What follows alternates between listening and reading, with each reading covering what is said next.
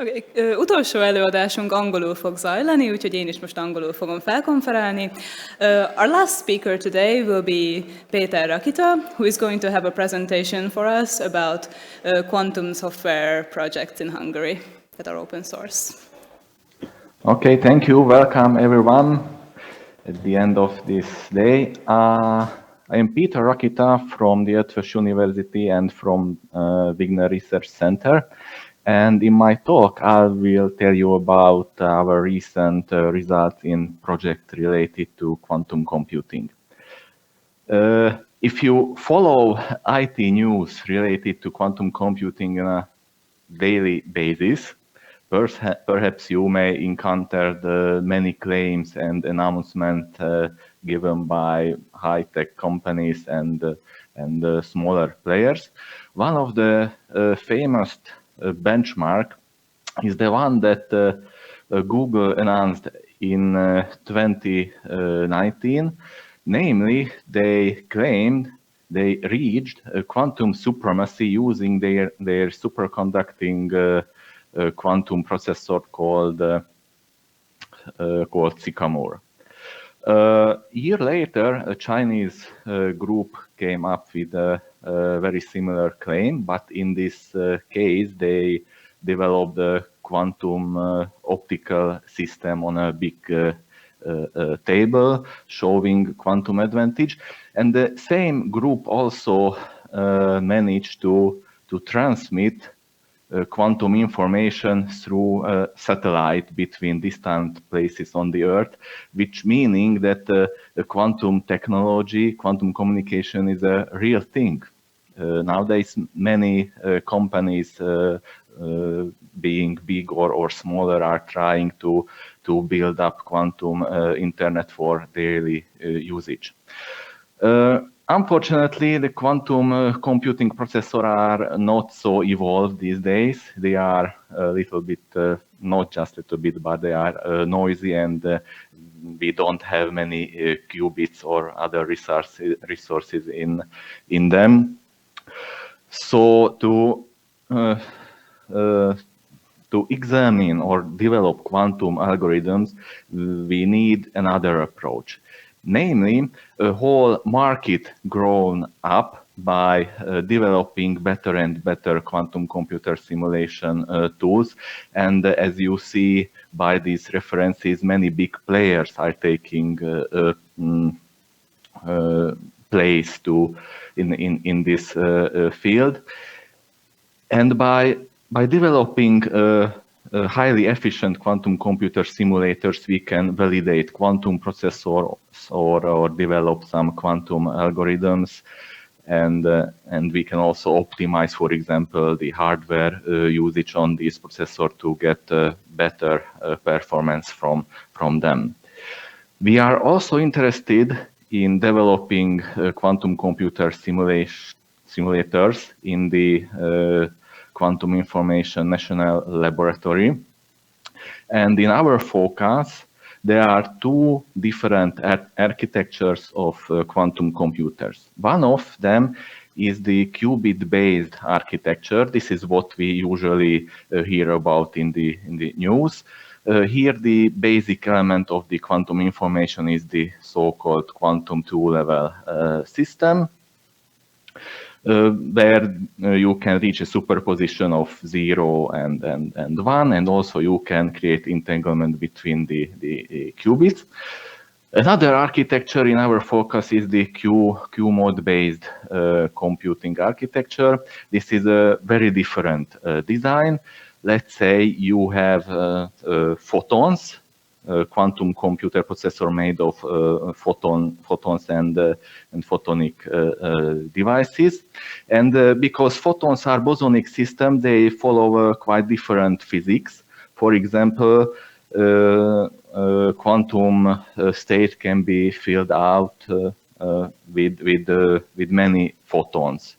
Okay, you can have 0, 1, 2, or any other number of photons in one optical mode, and that makes a huge difference. You need to face completely different mathematics to design efficient quantum computer simulator for that. Our quantum computer simulator project for these bosonic systems is called Picasso. This is a universal full-fledged photonic quantum computer simulator framework developed by a collaboration of Wigner, Elta, and Ericsson. And some of the modules can be already accessed via GitHub. On the topmost level, the users can interact with a graphical user interface provided by a web surface where they can construct interactively quantum circuit, and they can execute this circuit and examine graphically the outcome. There is also a possibility to generate the Python equivalent of this quantum circuit that can be processed through the Python programming interface of Picasso. This is directly below the graphical user interface, which is communicating with this Python API, but this API can also be programmed with script or a Jupyter notebook or whatsoever. Okay, behind the Python API is a highly optimized computing engine. Basically, we are talking about C++ library, which is interfaced with Python with lightweight Python C extensions. At the bottom of this C++ library, we are trying to optimize our codes in keeping in mind, for example, the cache level architecture of the underlying CPU processors. We are using BLAS functions, and also we are developing our own AVX kernels for specific implementations. On higher level, we are using task-based parallel programming model given by the threading building block developed by Intel. This is also an open source project. And also we have developed a thread-safe automatic garbage collector to do all the memory management. So we don't need to face any memory errors in this project. And the most important thing that it is also compatible with the garbage collector of Python. So we can share memory between Python and our C++ engine. This is, by the way, called Picasso Boost module. And this way, we can really minimize the overhead in the transition between Python and our C++ engines. Okay, we were addressing many more smaller projects to implement the simulation of the physical processes. One of the most fundamental process in this photonic quantum computing processor is the so-called boson sampling problem.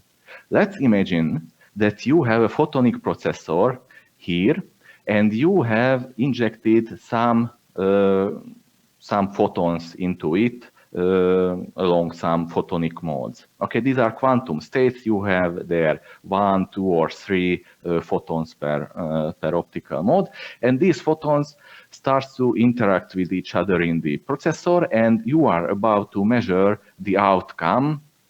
You are about to measure the photon count of these output modes. This is the essence of the boson sampling problem. And depending on some other physical properties, which I don't want to discuss here, there are some central mathematical problems that makes hard to classically simulate this processor. These functions are namely the permanent function, the Torontonian, and the Hafnian function. These are all somehow related to each other through some graph considerations. But the important thing about them is that all of them are exponentially hard to evaluate because you have exponentially many addends behind these outer sums. And you have no possibility to to make the calculation easier by applying some linear algebra rules and so on, like to calculate the determinants, these quantities remain exponentially hard to calculate. We designed a new algorithm to calculate, for example, the Torontonian one. Our algorithm basically made a polynomial improvement in the complexity of the evaluation. Basically, we designed an algorithm where we can reuse many intermediate computation results. This is somehow described in by this graph, where these black dots represent individual addends, and we see that some addends depends on some previous one. Okay, and we needed to make parallel this calculation, which was possible by implementing a task-based parallel model provided by Intel TBB, and this way we could improve. We can achieve speed up of a factor 240 compared to the state of the art implemented in our rival implementation. We also try to speed up the calculation of those quantities with other alternative ways. For example, we try to implement them on some special accelerator hardware, such as FPGAs. Basically, if you are not familiar with FPGA, let's think about a piece of hardware equipped with many small hardware elements dispersed over the chip, and you are able to tune them, and you should program these hardware elements in a way that if you stream some input data through the chip, you would like to get at the output end of the chip a correct result. Okay, so you can think about it as a complex structure of pipelines where through the pipes some computational data are flowing, and you need to have corresponding data in the same place, in the same time, to make some arithmetic calculation on them. This is called static data flow programming model, and we did this implementation in collaboration with Maxwell Technologies, having 20 years experience with such a system. And also our PhD student Gregory Morse put a lot of effort into this project, and the result is that we could achieve a speed up compared to state-of-the-art CPU implementation, like the other one with the plotted with this blue line, or the black one is the implementation coming from our rival, or this red one is a benchmark done by a Chinese group on the Tiahne 2 supercomputer, which was 10 years ago probably the most powerful supercomputer on the world. So it has, even if you take a single node from it, it has a massive computational resources. And compared to this benchmark, our FPGA implementation, you see, is much farther.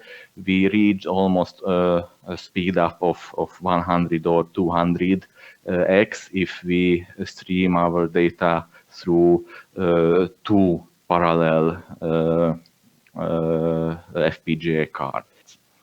Okay, so these are our results regarding this photonic quantum computer simulation, because these are the fundamental quantities that helps you to simulate more complicated computational processes. Now let me introduce in the remaining time another successful project of us, which is related to the qubit-based quantum computer architecture. This is called Sequential Quantum Gate Decomposer. It is also available on GitHub.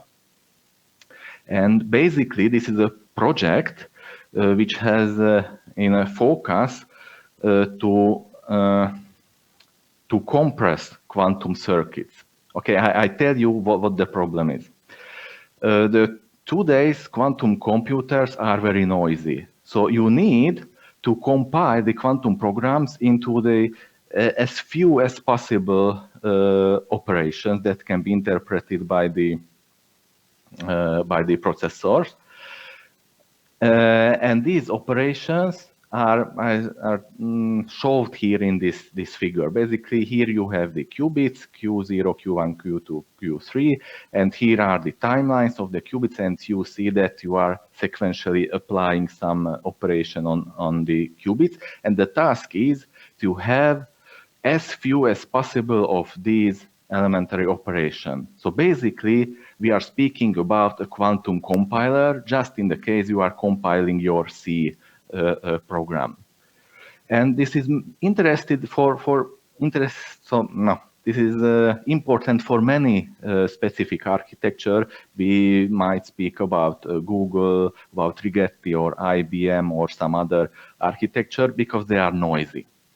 Okay, and we managed to design an adaptive method in which we can compress the circuit, the quantum circuit, in adaptive iterations of machine learning cycles. Okay, I don't want to speak much about this algorithm, just show our benchmark results. Okay, here are some specific code or quantum programs taken from the Qiskit Developer Challenge list. And these are the gate counts achieved with the Qiskit, which is developed by IBM. QFast and QSearch are basically the state-of-the-art solution developed by Berkeley National Laboratory from the United States. And Squander is our tool, our quantum compiler. And if you take a closer look, you can see that our gate count is much better than the gate count coming from the other solution. We are paying for this with higher execution time, but we are working on to reduce this time. By the way, also by implementing some of the logic on FPGAs. Okay, at the end, according to our statistics, we could achieve in 25% of the experiments done by Squander, we could achieve more than 50% of compression on the quantum programs. And in 68%, we could achieve more than 10%. But you know, compressing quantum program has its significance.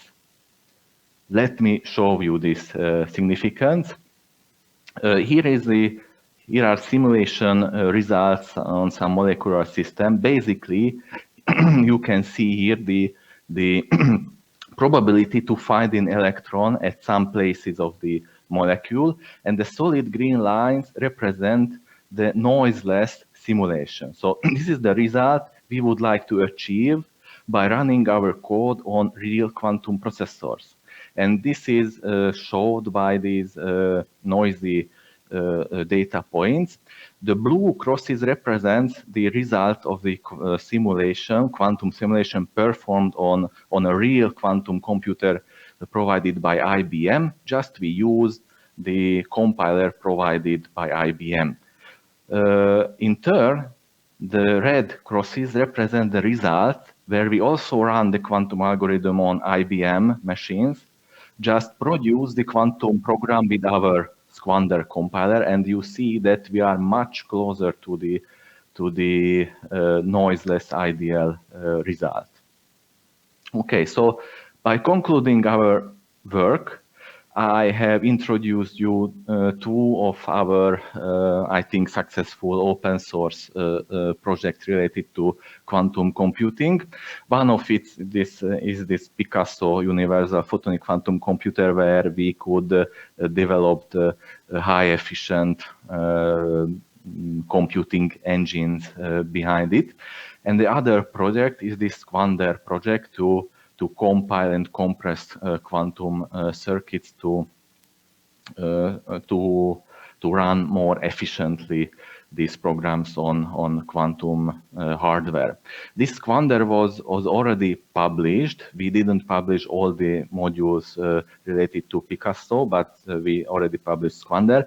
And since it has been published, we recorded about 5,000 Git clones from our Git repository. So I think it's becoming quite popular package. Finally, I would like to thank the support of the Ministry of Innovation and Technology supporting our Quantum Information National Laboratory, where we could achieve these good results. So thank you for your attention. That was all from my side. If you have any question, I would be very glad to answer them.